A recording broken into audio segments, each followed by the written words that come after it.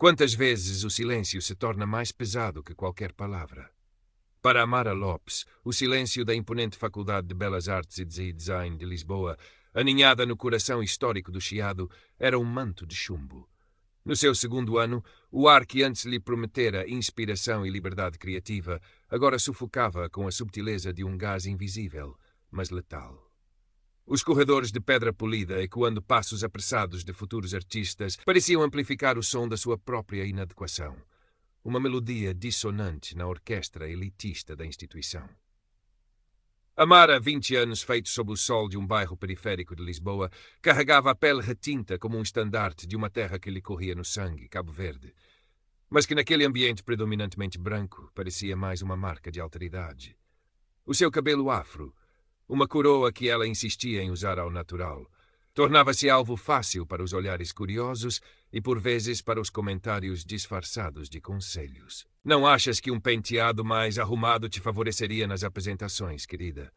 Sugerira uma professora no semestre anterior, com a melhor das intenções, claro. Amara limitara-se a sorrir, um sorriso que não alcançava os seus olhos castanhos, profundos como poços de incerteza. A sua entrada na FBDL fora uma vitória pessoal, o culminar de anos de estudo árduo e do sacrifício dos pais, que viam na sua inteligência e talento a promessa de um futuro que eles próprios não puderam ter. A bolsa de mérito era o seu passaporte para um mundo que ela só conhecia dos livros e das visitas de estudo, mas o passaporte não garantia a aceitação. O epicentro do seu desconforto tinha um nome: Constança Vasconcelos. Loira, alta, com a elegância despreocupada de quem nascera em berço de ouro e privilégios, Constança personificava tudo o que Amara não era.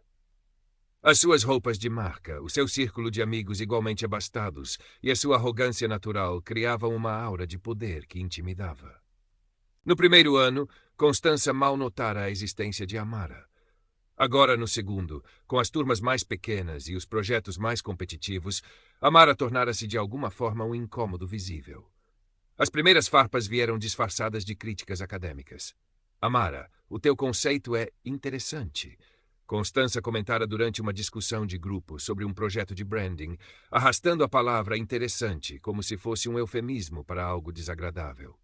Mas não achas que falta um certo requinte? Talvez seja a paleta de cores, demasiado vibrante. Os outros elementos do grupo, todos brancos, desviaram o olhar, um silêncio cúmplice pairando no ar. Amara sentiu o sangue a ferver, mas engoliu a raiva. Respondeu com uma explicação técnica sobre as suas escolhas, mas a semente da dúvida já estava plantada. O professor de design gráfico, um homem na casa dos 50, com reputação de ser exigente, mas justo, parecia alheio a estas subtilezas. Ou talvez Amara pensava com amargura, simplesmente não as quisesse ver. Para ele eram apenas estudantes, o talento a única bitola. Mas como competir quando o próprio ponto de partida era tão diferente?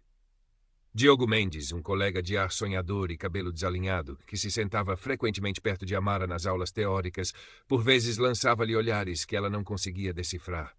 Seria pena? Curiosidade? Ele raramente falava, preferindo expressar-se através dos seus desenhos intrincados e melancólicos. Amara sentia uma afinidade silenciosa com ele, mas a barreira da sua própria timidez e do medo de se expor ainda mais impedia qualquer aproximação. O incidente que quebrou a barragem da tolerância de Amara ocorreu numa tarde fria de novembro. A turma de design de comunicação apresentava as suas propostas para a identidade visual de uma pequena ONG que trabalhava com crianças carenciadas. Amara dedicara-se de corpo e alma ao projeto. A sua proposta, inspirada nos padrões coloridos dos tecidos africanos, mas com uma abordagem gráfica moderna e minimalista, era uma tentativa de injetar alegria e esperança e de honrar as suas raízes de forma subtil. Estava nervosa, mas também um pouco orgulhosa do resultado. Quando chegou a sua vez, a sala ficou em silêncio. Projetou as suas imagens no ecrã. Sentiu o olhar fixo do professor Alvim, o responsável pela cadeira, um homem conhecido pela sua acidez crítica. Antes que o professor pudesse dizer algo, a voz de Constança cortou o ar, falsamente doce. É tão étnico, Amara. Muito tu. Mas não sei se a ONG vai querer algo tão específico. Fez uma pausa, o sorriso a alargar-se nos seus lábios finos. Com essa cor, não admira que o teu trabalho seja tão carregado. Talvez devesses tentar algo mais leve como a tua carteira. O riso abafado de alguns dos amigos de Constança ecoou pela sala. Amara sentiu o rosto a queimar. Uma mistura de humilhação e raiva sufocá-la. As palavras de Constança, a referência à sua cor de pele e a insinuação sobre a sua situação financeira foram como um soco no estômago. Olhou para o professor Alvim, esperando uma intervenção, uma repreensão. Mas ele limitou-se a pigarrear, um leve desconforto no seu rosto, antes de dizer: Bem, Amara, a Constança levanta um ponto sobre a universalidade do design. Vamos analisar os aspectos técnicos. Amara já não ouvia. As palavras do professor eram um zumbido distante. A única coisa que lhe ressoava nos ouvidos era a crueldade calculada de Constança e o silêncio conivente da sala. Naquele momento, soube que ignorar já não era uma opção. Aquilo não era apenas sobre design, era sobre a sua dignidade. Os dias que se seguiram ao incidente na apresentação foram um arrastar penoso. Amara sentia os olhares dos colegas como agulhas na pele. Alguns pareciam conduídos, mas ninguém se aproximava. Outros, os do círculo de Constança, mal disfarçavam os sorrisos trocistas. Constança, por sua vez, parecia exultar com o efeito das suas palavras. O seu bullying, antes esporádico e disfarçado, tornara-se mais frequente, mais direto. Nos corredores, esbarrava acidentalmente em Amara, fazendo-a derrubar os cadernos. Nos trabalhos de grupo, para os quais Amara era inevitavelmente designada com ela, as suas ideias eram sistematicamente ignoradas ou ridicularizadas. Oh, Amara, isso é tão original! Dizia Constança com um tom que esvaziava a palavra de qualquer significado positivo, mas talvez não para este projeto. Precisamos de algo mais sofisticado. A sabotagem começou de forma subtil. Ficheiros que Amara guardava nos computadores da faculdade apareciam corrompidos no dia seguinte. Materiais de arte que deixava no seu cacifo desapareciam misteriosamente. Uma vez encontrou um dos seus cadernos de esboços, onde desenhava as suas ideias mais íntimas e as suas frustrações, com páginas arrancadas e rabiscadas com comentários cruéis. Volta para a tua terra, macaca e bolsista de merda. As palavras anônimas, mas com a marca inconfundível da maldade de Constança, foram como facadas. Amara começou a duvidar de si mesma, do seu talento, da sua decisão de estar ali. As aulas, antes uma fonte de entusiasmo, tornaram-se um tormento. Deixou de participar, receando atrair a atenção de Constança. As suas notas, sempre exemplares, começaram a ressentir-se. Passava horas na biblioteca, não a estudar, mas a tentar encontrar um refúgio, um lugar onde pudesse ser invisível. O seu cabelo afro, que antes usava com um orgulho desafiador, começou a parecer-lhe pesado, uma exposição desnecessária. Pensou em alisá-lo, em mudar as suas roupas, em apagar qualquer traço da sua identidade que pudesse ser usado contra si. Numa noite particularmente sombria, depois de mais um dia de microagressões e de encontrar o seu cacifo vandalizado com um desenho obsceno, Amara ligou aos pais. Tentou manter a voz firme, falar das aulas do tempo em Lisboa, mas a sua mãe, com a intuição que só as mães têm, percebeu. Filha, está tudo bem? A tua voz está triste. Amara desabou. Contou-lhes tudo, as lágrimas a correrem livremente pela primeira vez em semanas. O pai, um homem habitualmente calmo, ficou furioso. Queria ir à faculdade no dia seguinte, falar com o reitor. A mãe, mais pragmática, aconselhou a ter cuidado, a não arranjar mais problemas, a focar-se nos estudos. Tu és mais forte que eles, minha querida, disse-lhe. Mas Amara não se sentia nada forte. Sentia-se partida. Desligou o telefone com uma sensação de desamparo ainda maior. Considerou seriamente desistir da bolsa, da faculdade, de tudo. Talvez aquele mundo não fosse para ela. Talvez Constança tivesse razão. Foi Diogo Mendes quem a encontrou dias depois, sentada sozinha no pátio interior da faculdade, a olhar para o nada, os ombros curvados sob um peso invisível. Ele aproximou-se em silêncio, sentou-se ao seu lado e durante alguns minutos não disse nada. Depois, com uma voz suave, quase um sussurro, disse: "O que ela te faz? Não é justo, Amara." Amara olhou para ele, surpreendida. Era a primeira vez que alguém reconhecia abertamente o que estava a acontecer. "Eu vejo." Continuou Diogo, os seus olhos geralmente sonhadores agora focados e sérios. Eles todos veem, mas têm medo dela, ou são como ela. Amara não soube o que dizer. Uma parte dela queria afastar-se, não confiar em ninguém, mas havia uma sinceridade na voz de Diogo que a desarmou. "Não devias ter de passar por isto sozinha", ele acrescentou. "Se precisares de alguém para, sei lá, para testemunhar, ou só para desabafar, eu estou aqui." Pela primeira vez em muito tempo, Amara sentiu uma pequena chama de esperança a acender-se no meio da escuridão. Talvez não estivesse completamente sozinha. Obrigada, Diogo, conseguiu dizer, a voz embargada. Ele sorriu, um sorriso tímido, mas genuíno. Não tens de quê. Aquela gaja é uma cabra. Amara riu, um riso curto e um pouco enferrujado, mas que lhe aliviou o peito. Diogo sugeriu que ela começasse a registar tudo. Datas, horas, o que ela disse, o que ela fez. Se algum dia decidires fazer queixa, vais precisar de provas. A sugestão de Diogo fez sentido. Deu a Amara um propósito, uma forma de canalizar a sua raiva e frustração para algo construtivo. Começou a andar sempre com um pequeno caderno e, discretamente, gravava com o telemóvel os comentários mais agressivos de Constança, quando esta não se apercebia. Imprimiu as mensagens do grupo online da turma onde Constança a difamava junto dos colegas, com nomes como a protegida do sistema de cotas ou a selvagem que pensa que é artista. Cada registro era doloroso, mas também a fortalecia. Já não era apenas uma vítima passiva, estava a construir um caso. Com o apoio moral de Diogo, que se tornara um confidente improvável, Amara decidiu que tinha de tentar uma abordagem formal. Marcou uma reunião com o professor Dr. Rui Antunes, o coordenador do curso de Design de Comunicação. Antunes tinha fama de ser mais progressista e acessível do que outros docentes mais velhos da faculdade. Amara preparou-se meticulosamente, organizou as suas notas, mas decidiu, por enquanto, não mostrar as gravações, temendo que isso pudesse ser usado contra si ou parecer demasiado agressivo. A sala do professor Antunes, no último piso do edifício histórico, era ampla e luminosa, com grandes janelas que davam para os telhados do Chiado. As paredes estavam cobertas de livros e de trabalhos premiados de antigos alunos. Amara sentiu-se pequena e intimidada. O professor recebeu-a com um sorriso afável. Então, Amara, o que a traz por cá? Espero que não sejam problemas com as cadeiras. Amara respirou fundo. Professor, na verdade é um problema com uma colega. Contou-lhe o historial de bullying, as microagressões, a sabotagem, a humilhação pública na apresentação. Falou com a voz calma, mas firme, tentando controlar a emoção. Mostrou-lhe algumas das mensagens impressas, omitindo as mais violentas por enquanto. O professor Antunes ouviu atentamente, o seu sorriso a desvanecer-se gradualmente. Folheou as mensagens, a testa franzida. Quando Amara terminou, houve um longo silêncio. Isto é preocupante, Amara, disse ele finalmente, escolhendo as palavras com cuidado. A Constança Vasconcelos, diz você? Ele suspirou. A Constança pode ser um pouco efusiva, impulsiva.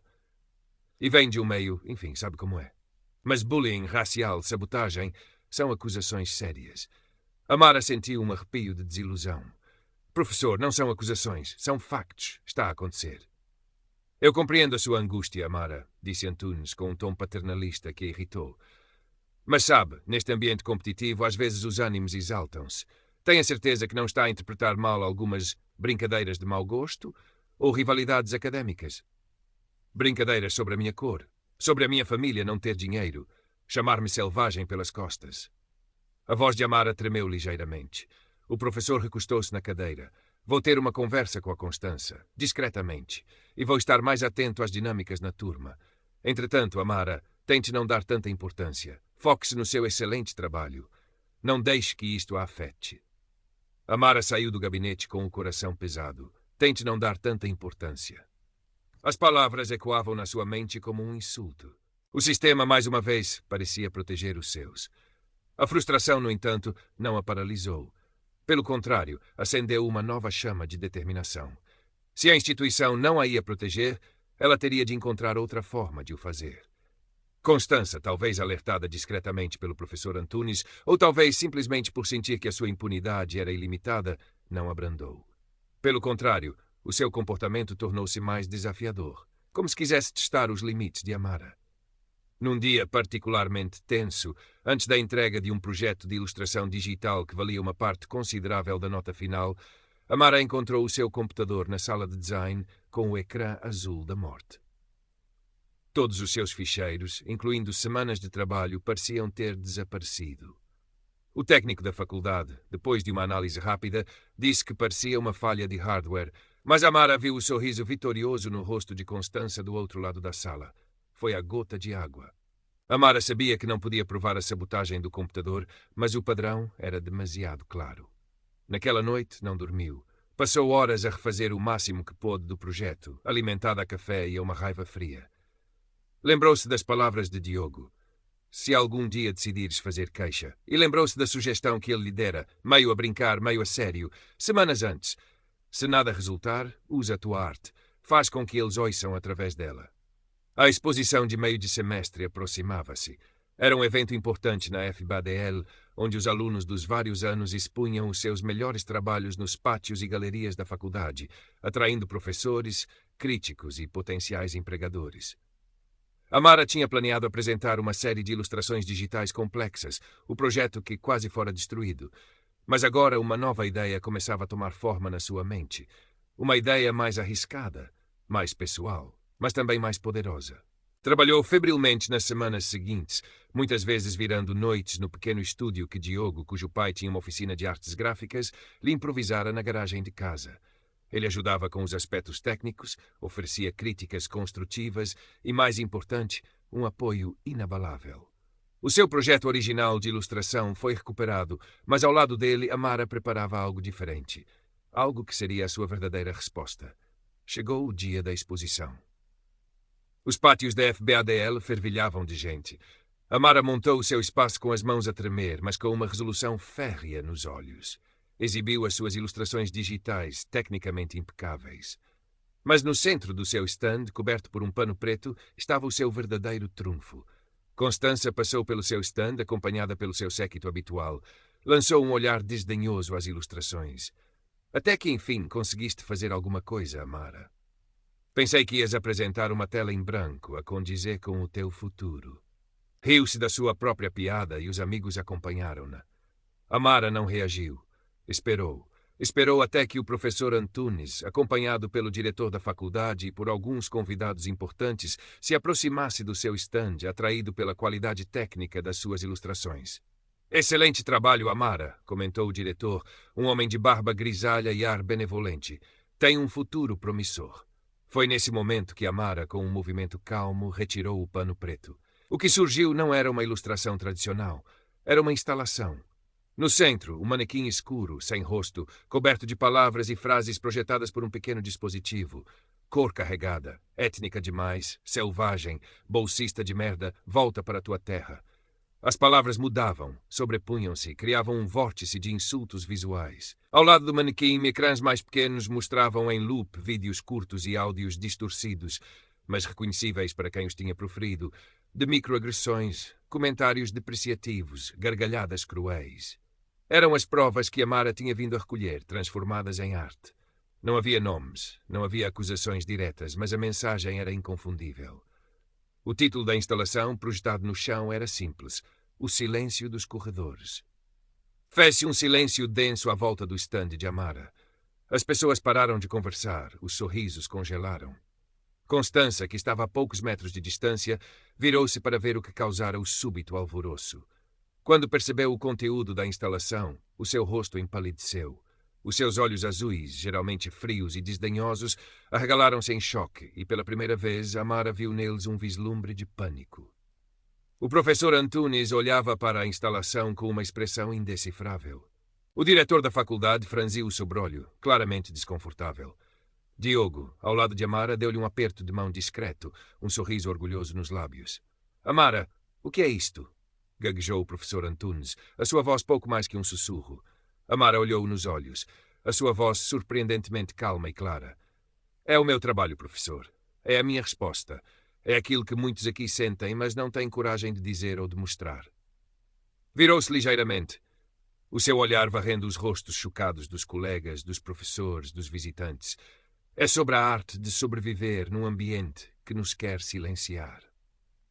Constança tentou dizer alguma coisa, abrir a boca para protestar, para negar, mas as palavras não lhe saíam. Pela primeira vez, parecia ter perdido o seu poder, a sua arrogância desfeita pela crueza da verdade exposta. Alguns dos seus amigos começaram a afastar-se dela discretamente, como se a sua proximidade se tivesse tornado tóxica. O diretor da faculdade pigarreou.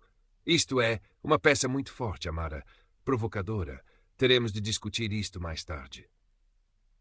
Mas Amara sabia que já tinha vencido. Não importava o que acontecesse depois, a discussão já tinha começado. O silêncio dos corredores fora quebrado. A instalação de Amara tornou-se o tópico de conversa da FBDL nos dias e semanas que se seguiram. Houve quem a acusasse de vitimismo, de procurar atenção, de criar problemas desnecessários. Mas houve muitos mais. Estudantes, alguns professores, até funcionários, que a apoiaram, em silêncio ou abertamente. Muitos partilharam com ela suas próprias histórias de discriminação e exclusão, encontrando na sua coragem uma inspiração. Constança Vasconcelos foi chamada ao gabinete do diretor.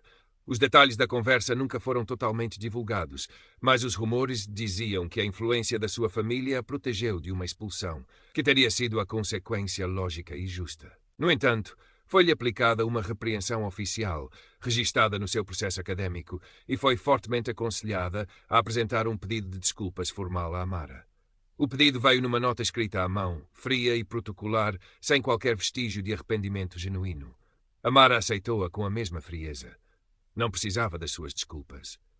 A reputação de Constança na faculdade, porém, ficou irremediavelmente manchada. O seu círculo de influência diminuiu. Colegas que antes a adulavam, agora evitavam-na. A sua arrogância natural transformou-se numa defensividade azeda. Ela continuou a frequentar as aulas, mas algo nela se quebrara. A máscara de superioridade caíra, revelando o vazio por baixo. O professor Rui Antunes, talvez por genuíno remorso ou por pressão institucional, anunciou a criação de um gabinete de apoio ao estudante e promoção da diversidade e a promessa de rever os protocolos anti-bullying da faculdade.